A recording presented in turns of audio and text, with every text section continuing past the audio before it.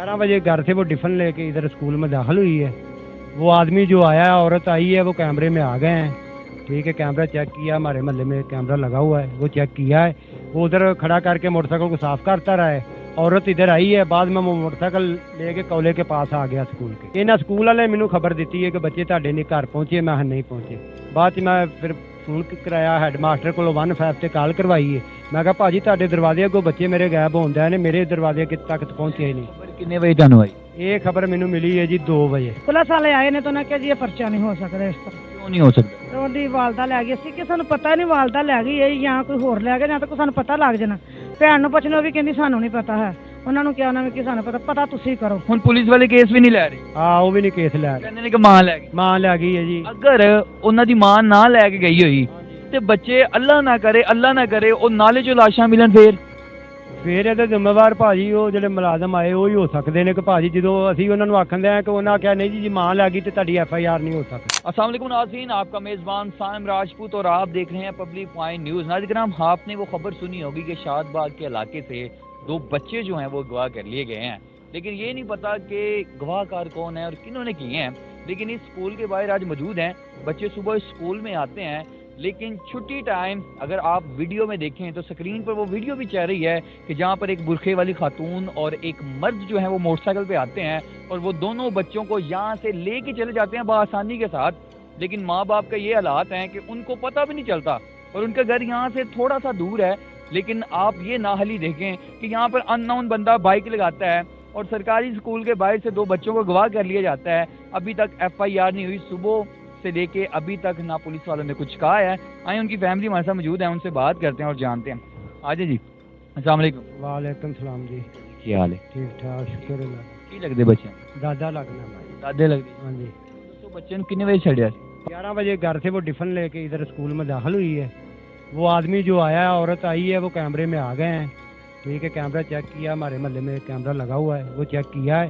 वो उधर खड़ा करके मोटरसाइकिल को साफ करता रहा है। औरत इधर आई है, बाद में वो मोटरसाइकिल लेके कॉलेज के पास आ गया स्कूल के। कोई भी स्कूल में चला जाता अंदर? नहीं, नॉन बंदा? अननोन बंदा दरवाजा तो बंद रहता है, जब छुट्टी के टाइम ही खुलता है बच्चों का। छुट्टी के टाइम खुलता है? हाँ आपने जी। कितने बजे सुबह बच्चों को छोड़ा था? मैंने सुबह 7 बजे 7 बजे छोड़? 10 बजे छोड़। वापस लेने आए हो या इन्होंने खबर दी? ਇਹਨਾਂ ਸਕੂਲ ਵਾਲੇ ਮੈਨੂੰ ਖਬਰ ਦਿੱਤੀ ਹੈ ਕਿ ਬੱਚੇ ਤੁਹਾਡੇ ਨਹੀਂ ਘਰ ਪਹੁੰਚੇ। ਮੈਂ ਨਹੀਂ ਪਹੁੰਚੇ। ਬਾਅਦ ਚ ਮੈਂ ਫਿਰ ਫੋਨ ਕਰਾਇਆ ਹੈਡਮਾਸਟਰ ਕੋਲ 1-5 ਤੇ ਕਾਲ ਕਰਵਾਈ ਹੈ। ਮੈਂ ਕਿਹਾ ਭਾਜੀ ਤੁਹਾਡੇ ਦਰਵਾਜ਼ੇ ਅੱਗੋਂ ਬੱਚੇ ਮੇਰੇ ਗਾਇਬ ਹੁੰਦੇ ਨੇ, ਮੇਰੇ ਦਰਵਾਜ਼ੇ ਤੱਕ ਪਹੁੰਚੇ ਹੀ ਨਹੀਂ। कितने बजे ਤੁਹਾਨੂੰ ਆਈ? ਇਹ ਖਬਰ ਮੈਨੂੰ ਮਿਲੀ ਹੈ ਜੀ 2 ਵਜੇ। 2 बजे मिली? 2 ਵਜੇ काम ਤੇ ਹੋ ਮੈਂ ਕੰਮ ਤੇ ਸਾਂ। ਦਾਦੀ ਉਹਨਾਂ ਦੀ ਘਰ ਹੋਏਗੀ। अस्सलाम वालेकुम। ਵਾਲੇਕੁਮ ਅਸਲਾਮ। ਬੇਟਾ ਮੈਂ ਘਰ ਨਹੀਂ ਸਾਂ, ਮੈਂ ਫੈਕਟਰੀ ਕੰਮ ਕਰਨੀ ਹੈ। ਮੈਂ ਆਈ ਹਾਂ 12 ਵਜੇ ਰੋਟੀ ਲੈਣ। ਮੈਂ ਰੋਟੀ ਲੈ ਕੇ ਚਲੇ ਗਈ ਹਾਂ, ਉਦੋਂ ਬੱਚਿਆਂ ਨੂੰ ਛੁੱਟੀ ਹੋ ਗਈ ਤੇ ਮੇਰੇ ਬੱਚੇ ਕਿਸੇ ਦੇ ਘਰ ਨਹੀਂ ਜਾਂਦੇ। ਸਾਨੂੰ ਪਤਾ ਹੈ ਕਿ ਜਦੋਂ ਛੁੱਟੀ ਹੁੰਦੀ ਉਹਨਾਂ ਦੀ ਚਾਚੀ ਜਿਹੜੀ ਹੈ ਨਾ, ਉਹ ਦਰਵਾਜ਼ੇ 'ਚ ਖੜੀ ਹੋ ਜਾਂਦੀ ਤੇ ਘਰ ਚਲੇ ਜਾਂਦੇ ਨੇ। ਤੇ ਅੱਜ ਨਾ ਮੇਰੀ ਬੇਟੀ ਨਹੀਂ ਠੀਕ, ਉੱਥੇ ਹਸਪਤਾਲ ਹੋ ਗਏ ਨੇ ਤੇ ਘਰ ਕੋਈ ਛੋਟੀ ਬੱਚੀ ਘਰ ਹੈ ਤੇ ਉਹਨਾਂ ਨੂੰ ਪਤਾ ਚੱਲ ਗਿਆ। ਮੇਰੀ ਭੈਣ ਨੇ ਮੇਰੇ ਕੋਲ ਇਹ ਗੱਲ ਪੁੱਛੀ ਹੈ ਤੇ ਬੱਚਿਆਂ ਨੂੰ ਛੁੱਟੀ ਕਿੰਨੇ ਵਜੇ ਹੁੰਦੀ ਪਰਸੋਂ, ਤੇ ਮੈਂ ਇਹ ਗੱਲ ਕਹੀ ਹੈ, ਮੈਂ ਕਿਹਾ 12 ਵਜੇ ਛੁੱਟੀ ਹੋ ਜਾਂਦੀ ਹੈ ਤੇ ਘਰ ਫਿਰ ਮੈਂ ਕਿਹਾ ਮੇਰੀ ਬੇਟੀ ਸਾਂਭ ਲੈਂਦੇ ਨੇ, ਘਰੇ ਨੇ ਕੋਈ ਪਰੇਸ਼ਾਨੀ ਨਹੀਂ ਹੈ।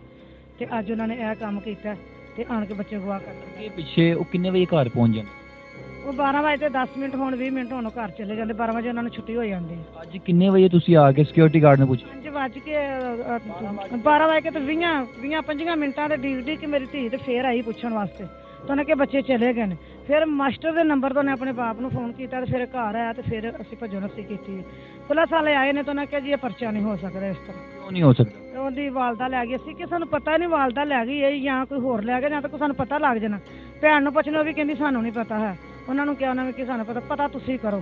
ਤੁਸੀਂ ਦਾਦਾ ਦਾਦੀ ਜੇ, ਪੁਲਿਸ ਵਾਲੇ ਆ ਕੇ ਕਹਿ ਰਹੇ ਨੇ ਕਿ ਉਹਨਾਂ ਦੀ ਮਾਂ ਲੈ ਗਈ। ਹਾਂਜੀ, ਮਾਂ ਨੇ ਜਦੋਂ ਅੱਗੇ ਸ਼ਾਦੀ ਕਰ ਲਈ ਫਿਰ ਅਸੀਂ ਫੇਰ ਮੰਗਾਏ ਨੇ ਬੱਚੇ, ਪਹਿਲੇ ਮਾਂ ਕੋਲ ਸੀ, ਅਸੀਂ ਨਹੀਂ ਸੀ ਮੰਗੇ।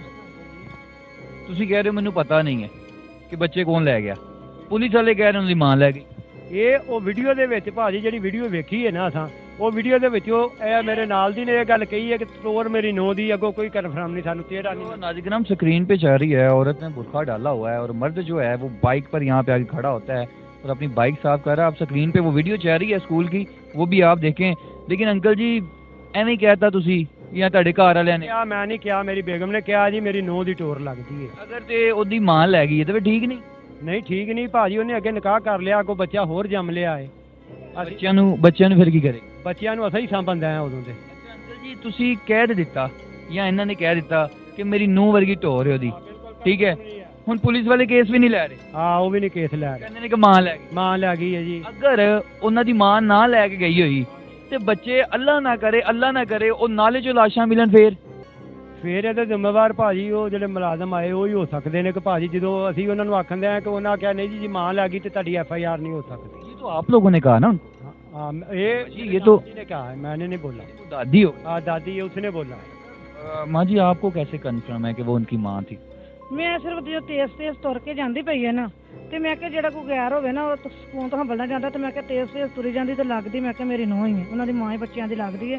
ਲੇਕਿਨ ਜੇ ਕੋਈ ਚੁੱਕਦਾ ਤੇ ਫਿਰ ਉਹ ਇੱਕ ਇੱਕ ਲਹਿਦਾ ਹੋਰ ਵੀ ਕੁਝ ਬੱਚਾ ਚੁੱਕ ਸਕਦਾ ਤੇ ਦੋਵੇਂ ਉਹਨੇ ਮੇਰੇ ਹੀ ਖੜਨੇ ਸਨ। पहले भी कोई बच्चे गए ਨਹੀਂ ਕਦੀ ਨਹੀਂ ਕਰਦੇ। ਤੁਹਾਡੇ ਬੱਚੇ ਹਾਂਜੀ ਸਾਡੇ ਪਹਿਲੇ ਬੱਚਿਆਂ ਨੂੰ ਇੰਜ ਹੋਇਆ ਹੋਏ ਨਹੀਂ ਇਸ ਸਕੂਲ 'ਚ ਕੋਈ ਨਹੀਂ ਅੱਜ ਤੱਕ ਅਸੀਂ ਸਾਨੂੰ ਇਸ ਤੋਂ 15-20 ਸਾਲ ਹੋ ਗਏ ਨੇ ਤੇ ਰਹਿੰਦੇ ਅਸੀਂ ਕੋਈ ਨਹੀਂ ਇਹੋ ਜਿਹਾ ਮਾਜਰਾ ਵੇਖਿਆ। ਇਜਾਜ਼ਤ ਚਾਹਾਂਗਾ ਪੁਲਿਸ ਵਾਲਿਆਂ ਨੇ ਤੁਹਾਨੂੰ ਕੀ ਕਿਹਾ? ਉਹਨਾਂ ਜਨਾਬ ਇਹ ਕਿਹਾ ਕਿ ਭਾਜੀ ਦੀ ਤੁਸੀਂ ਉੱਥੇ ਜਾਓ ਚੁੰਗਾਂ ਤੇ ਜਾ ਕੇ ਤਸਦੀਕ ਕਰੋ, ਉਹਨਾਂ ਦਾ ਪਤਾ ਕਰੋ ਕਿੱਥੇ ਨੇ ਤੇ 1 ਤੇ ਕਾਲ ਕਰ ਪਤਾ ਤੁਸੀਂ ਕਰਨਾ ਆ ਪਤਾ ਤੁਸੀਂ ਕਰਨਾ 1 ਤੇ ਕਾਲ ਕਰ ਦੇਣੀ ਹੈ। ਉਸੇ ਵਾਲੇ ਉੱਥੇ ਮੁਤਲਕਾ ਪੁਲਿਸ ਜਿੱਥੋਂ ਦੀ ਵੀ ਹੋਏਗੀ ਤੇ ਕਿਹਨੇ ਕਾਲ ਕੀਤੀ? ਹੈਡ ਮਾਸਟਰ ਸਾਹਿਬ ਨੇ। हेडमास्टर साहब हाँ जी नाज़रीन ये अफसोस की बात है, ये बुजुर्ग शहरी ये दादी है ये दादा है और अपने बच्चों के लिए ये देखें अभी मैं आपको घर की अगर दिखाऊं तो घर ये साथ है इनका, कोई हदूद नहीं है घर की, घर पास है। सरकारी स्कूल का हेडमास्टर फ़ोन करता है 15 के ऊपर 15 के वो प्रोटोकॉल भी यहाँ पे आता है।